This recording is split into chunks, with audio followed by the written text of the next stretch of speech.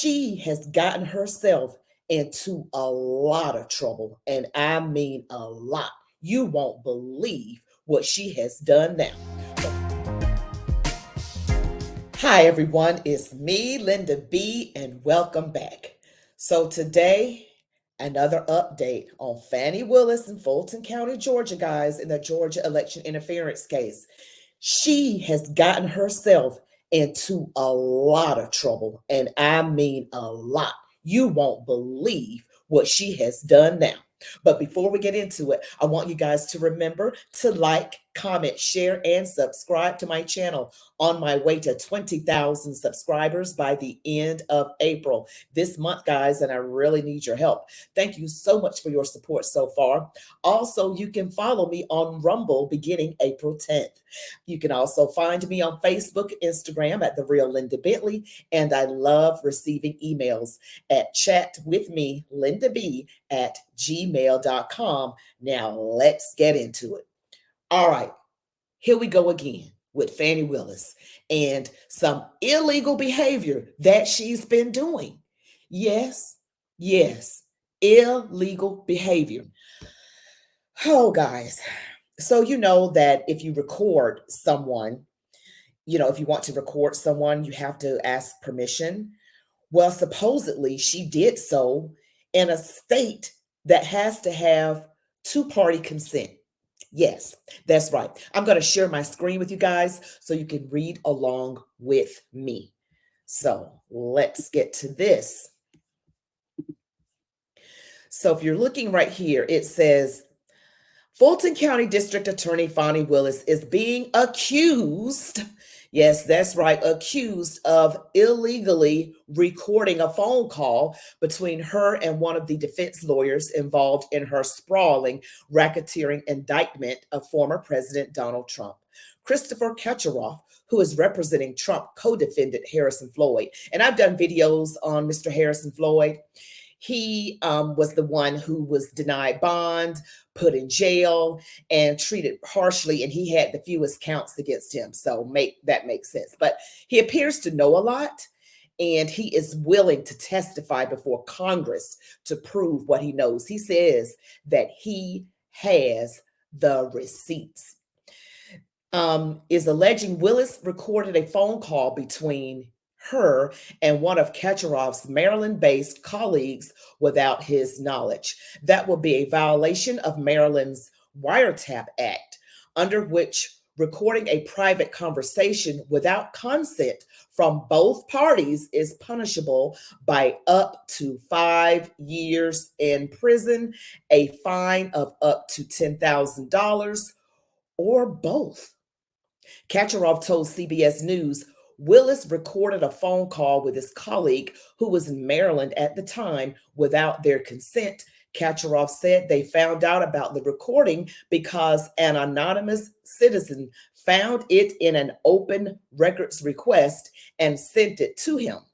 Late Wednesday night, a conversation between Cashapp and columnist Phil Holloway was posted by Floyd on his X, formerly known as Twitter account. So the attorney for Harrison Floyd was doing an interview recently and with Phil Holloway. Phil Holloway is an American attorney and legal analyst known for his work in criminal law, juvenile law, and law enforcement issues. And he's been seen as a legal analyst on Fox, Court TV, and other platforms. And so I wanted to also show you guys that it says right here, here is a post by Harrison Floyd, posted very recently. Fani Willis illegally recorded a call with my lawyer. It's a felony. She is a DEI thug with a law license. Will anyone in Georgia stand up to her? And here is a brief video right here. We're just going to take a look at it right now. By the way, Fani did reach out to us, my colleague, one of my colleagues in Maryland, and was rude and abrupt with him on the phone. And he was dealing with the Maryland case. I was dealing with the Georgia case. And she ended up recording him. You know, Maryland is a one-party state. I mean, a two-party state. Both parties have to consent. I'm sorry. So are you saying that she illegally recorded a phone call? Oh, yeah. It's a felony in Maryland. There you go. It's a felony in Maryland. An illegal recording of a phone call. It's a two-party state. Both parties, everybody has to give their consent. Okay, both sides can't just illegally record a call. And it was a phone call. And so I don't have the contents of that phone call just yet, but stay posted, guys. This thing just keeps getting worse for her. So far, she's been able to wiggle her way out of everything with, the judge McAfee, ruling that she can stay on the case, even though it reeked of mendacity, he said, reeked of mendacity. And Nathan Wade, her former boyfriend, had to be off the case. So now she's looking at this, and experts have said that there's no way the case would be finished in time before, it won't happen before the election. That's not even a reasonable thing to be looking at. So it is good for Donald Trump because these little bumps in the road keep happening. And that's because whatever's done in secret comes to the light, you guys. So that's good for us Trump supporters, isn't it? And good for Donald Trump. What do you think should have happened to Fani? I know what I think should have happened to her. She should have been disqualified. There's too much information to disqualify her from everything. You're looking at Nathan Wade was in the jurisdiction that the hearing was being held, or the case was being held, and they should have gotten someone from outside that jurisdiction. Also, his appointment as special prosecutor was not approved. Also, an oath of office was not on file for him. Then, of course, the secret meetings between Fani Willis and Kamala Harris up at the White House in February of 2023. All of this compiled together says, oh, yes, this is an effort to make sure that some particular special person is not ever president again of these United States of America. But it's going to happen anyway, because God is in control. You guys give me your thoughts and your comments about this. What in the world was she thinking?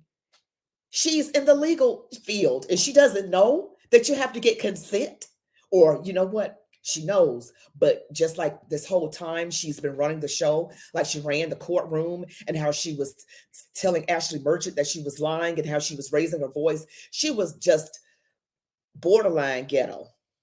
I mean, that's just how bad she was acting. She was being belligerent, you guys. And I know you saw the clips. If you haven't, go check them out.